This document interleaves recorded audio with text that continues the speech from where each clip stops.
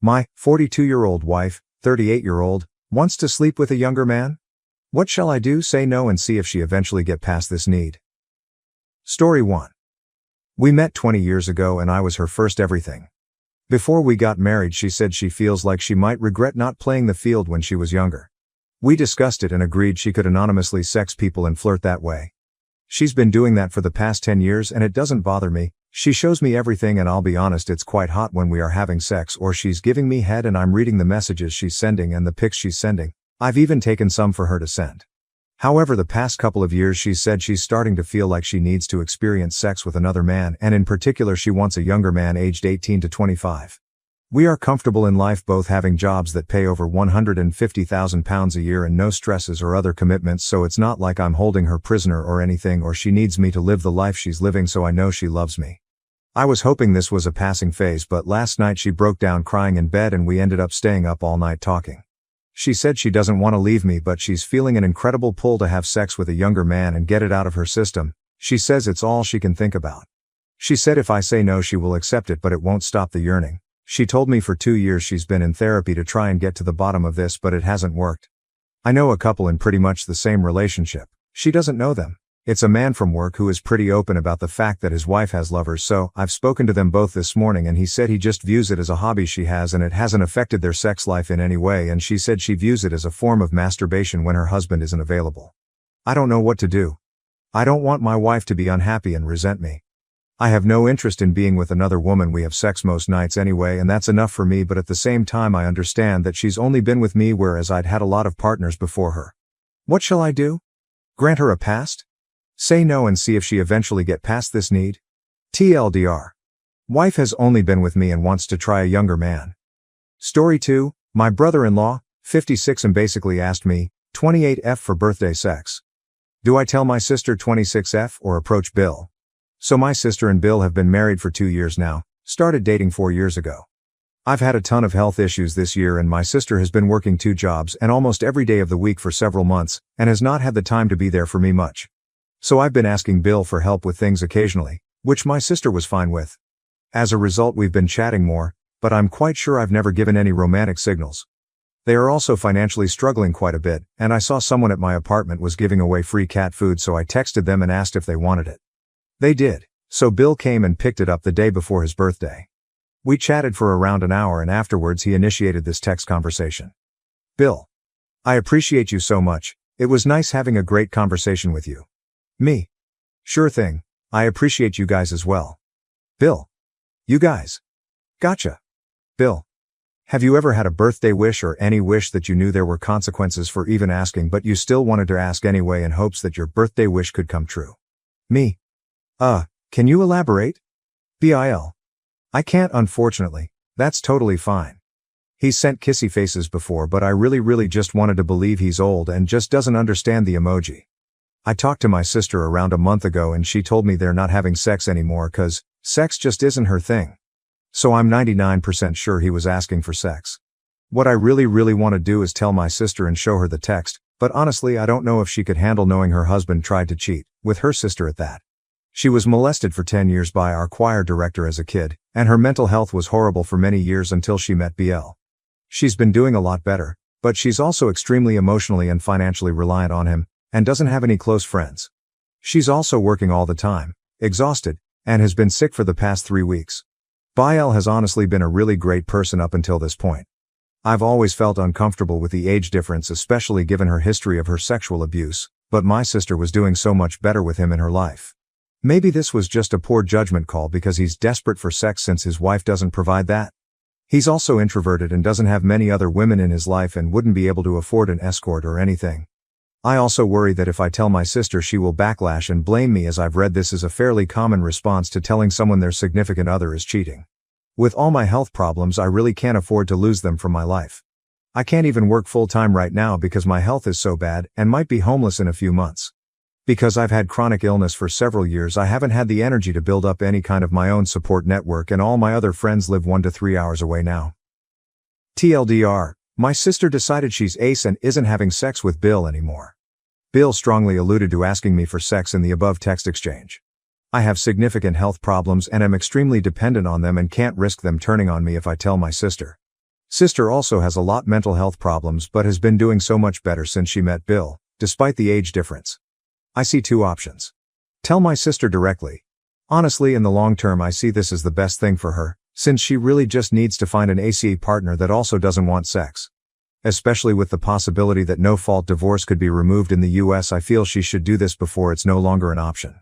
But I worry about myself having no support and also that she won't be able to handle the news, then spiral into a depression, do nothing, and hate everyone. Tell Bill he needs to talk to his wife about having an open relationship and give him a chance to fix it. It's tough being in a sexless relationship, so I can understand that he feels desperate. My sister also has 4 cats and depends on him for health insurance, so wouldn't be able to take care of herself if they divorced. But I also feel completely icked that he would ask me, who's also ill, his wife's sister, for sex as some kind of favor and don't see their marriage as sustainable realistically. Update. I just want to thank you guys so much for the advice and support. I've read each and every message and it has been so helpful in getting me to decide on a path forward. I will go the route of showing her the texts and stating that I feel confused, uncomfortable about them and am wondering if she knows what he's talking about, letting her deduce for herself what he means. I plan to do this in person. She said she might be available Monday evening, December 9th, so I'll shoot for that time. I have a queen-sized bed, so I'll offer her to temporarily stay at my apartment while she processes the situation. Long term she will likely have to find another place because I have 2 cats and she has 4, and I don't see her being able to part with them. I'll post another update once I'm able to meet with her. Story 3. I think my husband, 38M, is starting to resent our daughter, 4F. How do I deal with this? I'm posting this on a throwaway account because my husband knows my account and I feel bad about bringing our problems to the internet, but I don't have anyone else I can turn to about this without things getting worse. I don't even know where to start with this. For some context, my husband and I, 42-year-old, have been together for nearly 16 years and married for 10. We met while he was passing by the city I lived in at the time for work-related reasons, and after keeping in touch over the phone for a long while and multiple hints and signs from my end, he confessed his love for me and we've been together since. He moved in with me after 3 years and settled in well. My family loves him, and he managed to land a good job as a high school history teacher for a school nearby. Our entire relationship he has been very loving and nurturing, always taking my feelings into consideration and going far out of his way to keep the both of us happy. He is incredibly sweet and a huge sweetheart, and even after being with him for 16 years my love for him hasn't faltered at all. With that being said, it's a big reason why his recent behavior has completely blindsided me and I have no idea what I'm supposed to do. We had our first child, who I'll call D for now, almost 5 years ago. My pregnancy was incredibly smooth and easygoing, and all throughout my husband was even more gentle and loving towards me, and it made me feel incredibly lucky to be starting a family with him. There were some complications with the birth, but overall, it was a very wonderful experience and the both of us were overjoyed to finally have our daughter. For the first month or so my husband was stubbornly persistent that I let him do all the heavy lifting and to only focus solely on myself and D. During this time he took up nearly all the house chores, with my parents and sister stopping by often to help out with D and the other chores, and made sure to spend time with D whenever I needed a break. Once we both started going to work again, he called my parents during his lunch break to make sure everything was going okay. During Dee's later infancy and in her early baby years he laid back a little bit more and stopped checking in as much, but by no means did he give her less attention. However, over time I noticed that he was gradually spending less and less time with Dee and seemed to be focusing on his work more. I love Dee with all of my heart, and I am so incredibly grateful and happy she is in our lives, but I would be lying if I said she was an easy baby. She is incredibly stubborn and lively for her age, so when me and my husband aren't scrambling to make sure she doesn't get herself hurt or do something she isn't supposed to, we're busy calming her down from a tantrum, and it can be a little taxing. More so, I've begun to notice how much it seems to be wearing down on my husband. Nowadays he is less motivated or energetic than he used to be. He is still sweet to me, but he's beginning to pull away from me and Dee, and our life in the bedroom is completely dead at this point. Despite this, the most upsetting thing I've noticed recently is how distant he's become with Dee. The other day she was excitedly trying to tell him during breakfast about this show she had been watching, and he just put his cereal in the fridge and walked away. The look on Dee's face after she asked me why he was ignoring her completely shattered my heart. Another problem we've been having recently is how little he's doing to help with Dee. Every morning I wake up early to get her dressed and fed for the day before driving her to school and then picking her up later that day. I take her to every doctor appointment, every dentist visit, every play date and every event at her school. It feels like the only time my husband is around Dee is after she gets home from school and makes everyone food. This has caused many arguments between the two of us where I'm asking him why he doesn't put any effort into his relationship with D and he gets defensive but never really gives me an answer. What compelled me to post here was an argument we had earlier this week right as I was ready to walk out the door to get D to the babysitter since no one would be home to take care of her. I honestly can't remember how it started, but I know it started as something small that escalated quickly, many hurtful words were exchanged, and I'll be the first to admit that many of the things I told him were out of line. He started going on a rant about how much he did for our family and how hard this was on him, to which I interrupted him and asked how it was so hard for him when I was the one doing everything related to D.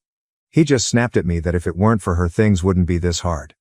The both of us went quiet after he said that, and I probably would have torn him a new one if it weren't for the fact I was so shocked, and he suddenly decided he needed to go on a walk to clear his head. This all feels like a complete shock to me as I'd been under the impression that my husband was happy and just going through a rough time. Yet after that comment I haven't stopped rethinking about every aspect of our relationship after D. I feel heartbroken and numb, and I have no idea where to go from here. Me and my husband have hardly been talking to each other since the fight, and honestly, I have no idea what I'd even say. At this point it's starting to drain me, and although I love him very much, if he doesn't start getting his act together, I'm not sure I'll be able to handle it much longer. What can I do about this? I can't imagine my future without him. And I don't want to divorce him, but I'm tired and stressed out and trying not to cry myself to sleep tonight thinking about it. TLDR. Me and my husband have been going through a rough patch recently because of him pulling away after the birth of our daughter and after he admitted he thought life would be easier if we'd never had D. I'm starting to rethink and freak out over what this means for our marriage. Story 4. Ada for telling my boyfriend's family I needed my hands amputated after they kept giving me craft supplies as gifts. Hi Reddit, I, 25-year-old, have been with my boyfriend, 26-year-old, for about 3 years. I'm really into crafting and love reusing things most people would throw away, like empty bottles or soda tabs. Over time, my boyfriend's family started saving things for me, like old cans or random scraps, and honestly, I thought it was super sweet. I've always appreciated that they thought of me. But here's where things got kind of weird. My birthday is super close to my boyfriend's sister's, 28-year-old, like only 5 days apart. So we had a joint birthday party last year. As gifts, they gave me a bag full of craft supplies, like soda tabs, empty bottles, and some random other bits and bobs. I mean, it was thoughtful in a way, but then his sister got these super nice gifts, like a Pandora charm bracelet and an Apple Watch. I felt a little embarrassed to be honest, but I kept smiling and thanked them because I really do appreciate gifts in general.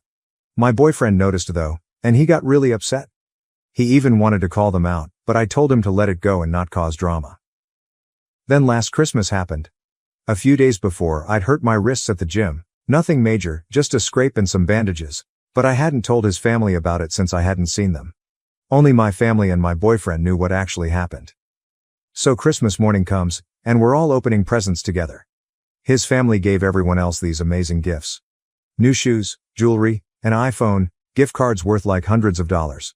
When I opened mine, I got an empty soda bottle, some used and dirty, aluminum foil, and a handful of soda tabs.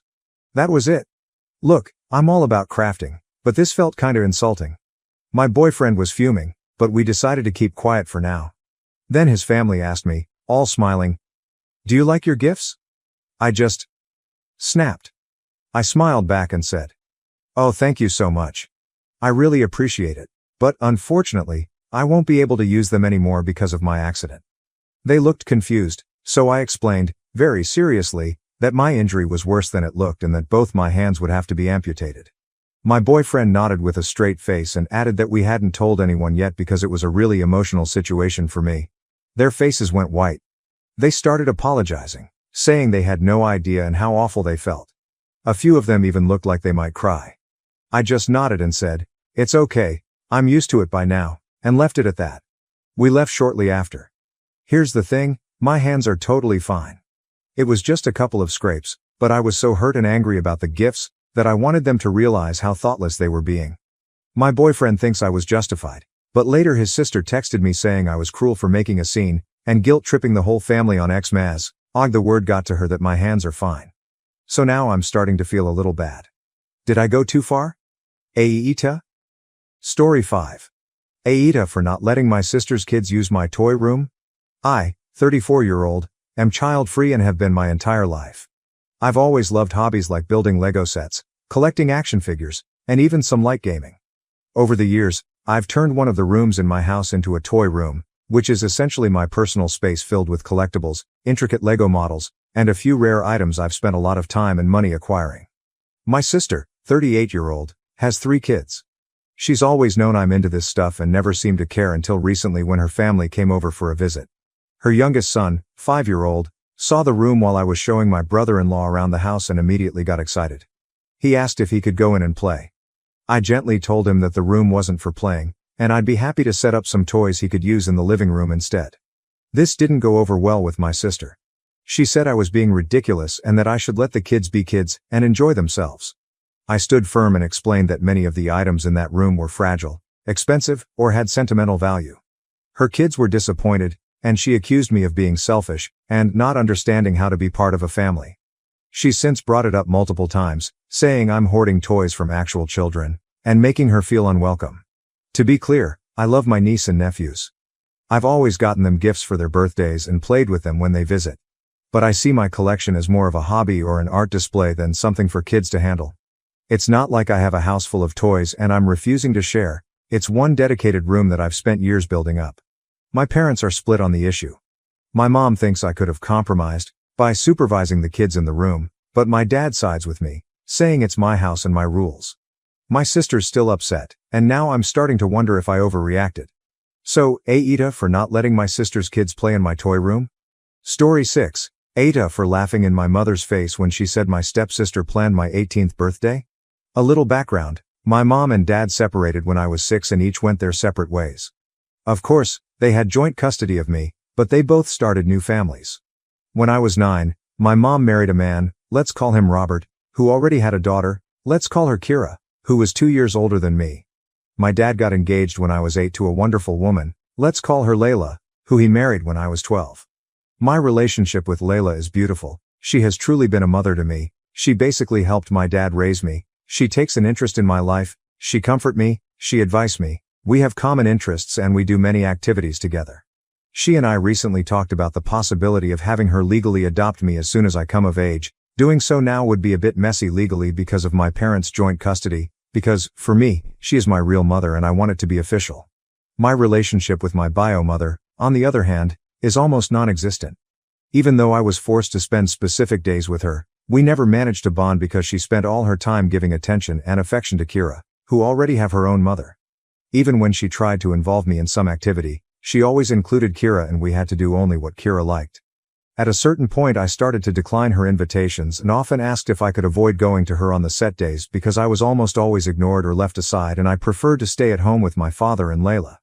My father always tried to understand me but he also had to honor the rules set by the judge. When I got more mature he admitted that he was afraid that my mother might make some mean move in court if he agreed to not let me go to her on the appointed days. Yeah, this is something my mother would do. After knowing this, I understood my father's reasons and I absolutely don't want to put him in trouble, so I didn't make such requests anymore and I respected my schedule. Now let's get to the point. In 2 weeks I will finally turn 18. I was lucky because my birthday falls on the days I have to stay with my dad, so he, Layla and I started planning my birthday a month ago. It will be nothing too crazy, just a party with family and friends at my favorite pizza place. A casual night where I just want to have fun with the people I care about and do what I like. The place also has karaoke, and I love singing. Of course, after booking and setting everything up we sent out the invitations and this extended to my mother as well. Honestly, I didn't really want her there, but then I thought that this would actually be the last time I was forced to be involved with her because, once I turn 18 I won't be forced to follow the judge's rules anymore. So we sent out the invitations 2 days ago and we already had almost all the answers, so we could organize the precise number to send to the pizza place. The only thing missing was my mother who saw the text and did not respond. I told my father that I would not insist and if she did not respond, then it meant she did not want to come and I was fine with that. I think my father was also a little relieved by the idea, even if he didn't say it openly but I could see it on his face. Anyway, the drama started this afternoon. My mother called me, very angry, accusing me of being childish and that I shouldn't have planned anything without telling her first. This left me a little confused and I reminded her that I always planned all my birthdays with Dad and Layla. Most of the time she didn't even remember, so complaining now was quite hypocritical. This made her even angrier and started attacking me because Kira had been crying ever since I sent the invitation to my mother because she had already planned a whole birthday party for me. And I was really speechless because the relationship between me and Qley is zero. She is the classic spoiled brat who always wants to be the center of attention, and my mother has always supported this behavior of hers, making it worse, and clearly she and I have never gotten along. I just didn't understand why the hell Qley wanted to organize a birthday party for me. It didn't make sense. I asked her why she did it, and especially why she did it without telling me. I mean, she didn't really think I wouldn't make any plans for my 18th birthday, right? It was ridiculous. My mother said it was supposed to be a surprise, and since I didn't tell her about my plans, she thought I didn't want to do anything for my birthday. And I mean, she could have asked? No. Number. But here comes the worst part and, I admit, the one that made me lose my cool. My mother started listing all the things Qley had prepared for my party, maybe to rub in my face what I would have missed, and they were all Qley's favorite activities. Things that I didn't like. She had booked a fish restaurant for lunch, and I don't eat fish. Not because of some whim, but because it makes me feel sick. Just smelling fish makes me feel nauseous. I'm not allergic. I had it checked. My body simply rejects it. She also booked an afternoon activity at a ranch near the city where my mother now lived, where you can ride horses, and, well, I don't like it. I have nothing against horses in particular, but the idea of riding one or getting really close to an animal that big scares me. Then she thought about going back to my mom's house for a backyard barbecue for dinner, and I just don't want to do that because I don't want to spend more time with my mom than I have to. My mother also said they had already sent out invitations to everyone, and at that point I was really speechless, but I had to ask her who she had sent them to because my friends, my dad and his family hadn't received anything. It turns out that at the party was mostly invited to Robert's family, my mom's family, and Qley's friends. I mean, it was basically a party organized by Qley for herself, but under the pretext that it was for my birthday. So, I didn't hold back anymore. I laughed in my mother's face and hung up the phone. It was all too ridiculous to be true, come on. My dad came to me a little while ago, saying that my mom called him mad because I laughed in her face when she told me about the party they had organized for me, and he was very upset about it. He was starting to say that, despite all the feelings I had for my mom, they were trying to do a nicer thing for once, but I stopped him right away and explained in details how the party had been organized, a detail that my mom apparently left out with him. His expression changed quickly. He just said, "I'm going to make a phone call." And I've been hearing him yelling at my mother for at least 20 minutes by now. Layla came to me after learning about the situation and said that as much as she could relate to me, I was a little rude to laugh in my mother's face and hang up without explaining. For her, I should have spoken out like an adult despite my feelings and sort things out in a civil and mature way. She wasn't angry, just a bit disappointed about how I acted. As soon as she left, I thought about my actions, and maybe I was a little hasty, but I don't think talking to my mom about it would have helped, honestly. But maybe I could have handled it better. I'm starting to think I was a bit of an asshole in that moment. Update. Okay, I didn't think my post would get all this attention, welp, but thank you all for the good wishes and words of comfort. I read all your comments and decided to follow some advice. First of all, I talked to Layla about my reaction to my mother. Layla raised me on the importance of communication and always pushing me to talk about my problems so I could solve them. So I see where her comment about my behavior came from, and I understand it. But I also gave her my point of view, telling her that the situation my mother was explaining was too absurd, and laughing is the only natural instinct that came to me. While my mother was talking, at some point I thought, is it a joke? Or some sort of bad prank? Is she making this all up? Because her bullshits was absolutely ridiculous. Layla said she understood me, and as many of you have told me, she just wanted me to understand that there will be situations in my life where I can't just laugh and hang up the phone, and she was just worried about my reaction. Anyway, we managed to clear the matter between us, and I'm happy. I also talked to my dad about the phone call he had with my mom. Apparently, my mom had an excuse for everything.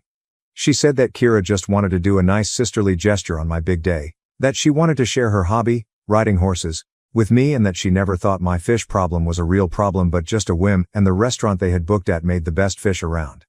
And that last one is a lie because, when I was little, I threw up a couple of times in front of my mom just because we went somewhere that smelled strongly of fish, so she know very well it's a real issue for me. My dad retorted that nothing they had prepared had been done for me, that Qley had clearly planned the party for herself, and what kind of party was it for me if none of my important people were there? My mother didn't respond to this. She just started ranting that I was ungrateful and spoiled, so my father told her to go to hell and hung up the phone. After hearing this, I decided to follow another piece of advice you gave me and wrote a message to my mother. This time I decided to be mature and wrote the message in the most polite way possible. I apologized for laughing, but what she was saying was too ridiculous, so it was the only possible reaction from my side. I reminded her that she never put any effort into building a relationship with me, that she doesn't know me at all and has never cared about getting to know me, and since the birthday party Kira organized only had things that Kira liked, they could enjoy it together with their family and friends. I also told her that her invitation to my pizza party was withdrawn and she shouldn't bother showing up since she had already made it clear with the last phone call what her priorities were, and now I was going to do it too, and she was absolutely not on my priority list. I already have Layla as a mother and I can't be more happy with her. I concluded by wishing her well with her new family and asked her not to contact me again.